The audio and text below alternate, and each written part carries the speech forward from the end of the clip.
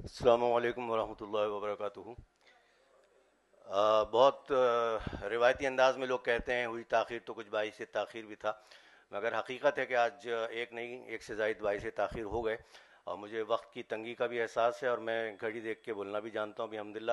مگر میری اپنی اصل گفتگو سے پہلے بہت ضروری تصحیح یہ ہے کہ میرے بہت پیارے، میرے عزیز، میرے جونیئر کوئز چیمپئن، میرے اپنے کوئز پروگرام مشل کوئز کے فاتح افسار احمد نے روانی میں غلطی کر دی ہے۔ نیلام گھر کی پہلی کار میں نے نہیں، میرے دوست حافظ نسیم الدین نے جیتی تھی، جو 10 اگست کے پروگرام میں یہاں موجود بھی تھا۔ میں نے 1987 کی پہلی کار جیتی تھی، جو نیلام گھر کی 13ویں کار تھی۔ اچھا، اب میں گفتگو اس حوالے سے کرنا چاہتا ہوں کہ سب سے پہلی بات یہ کہ کہا گیا کہ ہمیں پاکستان کون سا چاہیے؟ ہمیں قائد کا پاکستان چاہیے۔ تو حضور والا معذرت کے ساتھ ہمیں قائد کا پاکستان نہیں چاہیے، ہمیں قائد اعظم کا پاکستان چاہیے۔ قائد کہتے ہیں تو بہت کچھ ذہن میں آتا ہے، میں آپ کو جگانا نہیں چاہتا، تو ہمیں قائد اعظم کا پاکستان چاہیے، قائد کا نہیں۔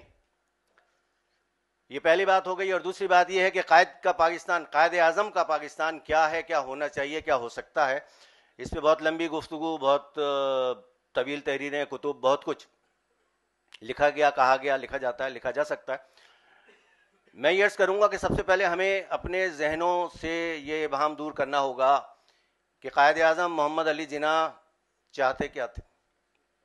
ہمارے درمیان آج بھی ایسے لوگ موجود ہیں جو یہ کہتے ہیں کہ جناح صاحب، مسٹر جناح بنیادی طور پر ایک سیکولر پاکستان چاہتے تھے، ایک ایسا ملک چاہتے تھے جہاں سب کچھ کرنے کی آزادی، اور اس کے بعد یہ بھی کہا جائے کہ مذہب تو ذاتی معاملہ ہے۔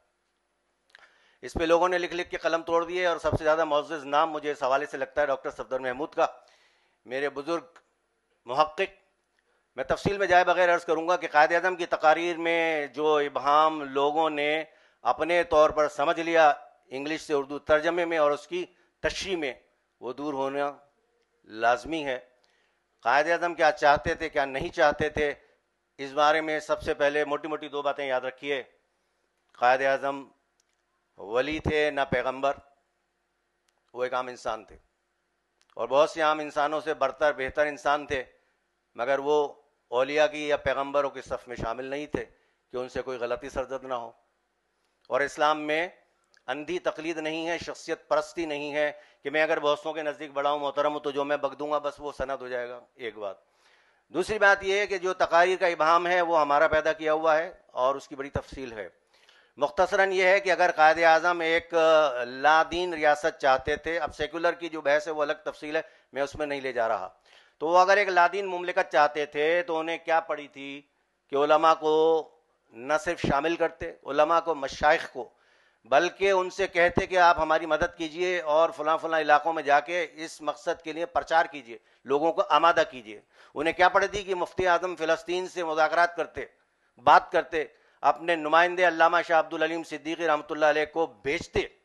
انہیں کیا پڑی تھی کہ علامہ شبیر احمد عثمانی کو پاکستان بلاتے، انہیں کیا پڑی تھی کہ علامہ ڈاکٹر محمد اسد کو پاکستان بلاتے، انہیں کیا پڑی تھی کہ دستور ساز اسمبلی کے دستور کے بنیادی اصولوں کی بابت گفتگو کے لیے علماء کو زحمت دیتے۔ تو میرا خیال یہ کہ دو باتیں اگر یہ سامنے رکھ لی جائیں، ایک تو یہ کہ ان سے غلطی ممکن تھی، اور یہ ممکن تھا کہ انہوں نے رجوع کیا ہو، پہلے کچھ کہا ہو اور وہ یہ سمجھتے ہو کہ یہ یوں نہیں ہے اور اس کی تصحیح کر لی ہو، اور دوسری بات یہ کہ ایک آدمی ایک بات کہتا ہے اور اس کے بعد اس کے رد میں بہت ساری باتیں کہتا ہے، تو آپ یہ لے کے پکڑ کے بیٹھ جائیں کہ سہیل نے ابھی تھوڑی دیر پہلے تو یہ بات کی تھی اور اس کے بعد 10 مرتبہ یہ بات کی، نہ، پہلے جو بات کی تھی وہی لیں گے بھائی، تو ایسا نہیں ہے۔ تو پاکستان یقینی طور پر ایک اسلامی دستوری فلاحی ریاست بننا تھا، بننا چاہیے، اور اس تفصیل کا خلاصہ ایک جملے میں یہ ہے کہ پاکستان بنانے والا ایک وکیل تھا، پاکستان کا تصور جس سے منسوب کیا گیا، جسے مصور پاکستان اور شاعر مشرق کہا جاتا ہے، وہ ایک وکیل تھا۔ یہ میں نے منسوب اس لیے کہا کہ تحقیق کا خلاصہ یہ ہے کہ علامہ اقبال نے اپنی زندگی میں 3 مرتبہ تردید کی تھی کہ میرا چودھری رحمت علی کی پاکستان اسکیم سے تعلق نہیں ہے، بلکہ میں تو یہ چاہتا ہوں کہ برٹش امپائر کے اندر یا اس کے باہر مسلمانوں کی اکثریت کے صوبوں کی ایک نیم خود مختار یا خود مختار ریاست بنا دی جائے، صوبوں کو یکجا کر دیا جائے، اور باقاعدہ تصور اور خاکہ اور تحریک تن تنہا چلانے والا تھا چودھری رحمت علی. وہ بھی ایک وکیل تھا جو علامہ اقبال کا اور قائد اعظم کا خود معاصر تھا, جونیئر فرینڈ تھا. اور یہ ایک ساری تفصیل ہے, کب کیا ہوا وہ پھر کبھی موقع ہوگا تو عرض کروں گا. مختصراً یہ ہے کہ یہ تمام وکلا تھے, اور وکیل جب اپنی بات کرتا ہے تمام دلائل جمع کر کے کرتا ہے, مجتمع کر کے کرتا ہے. تو ایسا ممکن نہیں ہے کہ وکیل نے ایک بات کہہ دی اور 75 سال بعد اس کی تشریح ہو رہی کہ یہ مطلب تھا کہ نہیں تھا, یوں تھا کہ نہیں تھا. تو ہمیں اپنے ذہنوں سے ابہام دور کرنا چاہیے, اور ہمیں یہ چاہیے کہ مطالعہ اور تحقیق اپنی وسیع کریں, تحقیق کا در کھولیں, بحث اور مباحثے کا در کھولیں, شخصیت پرستی سے گریز کریں, اور فتوے قسم کے بیانات سے گریز کریں. پاکستان ہمیں چاہیے, قائد اعظم کا پاکستان چاہیے جو ایک اسلامی دستوری فلاحی مملکت ہونا چاہیے.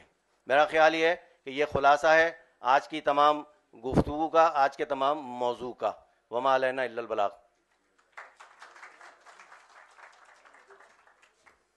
بہت بہت شکریہ سہیل احمد صدیقی صاحب. سہیل کی محفل میں سہیل ہی جو تھے گفتگو فرما رہے تھے.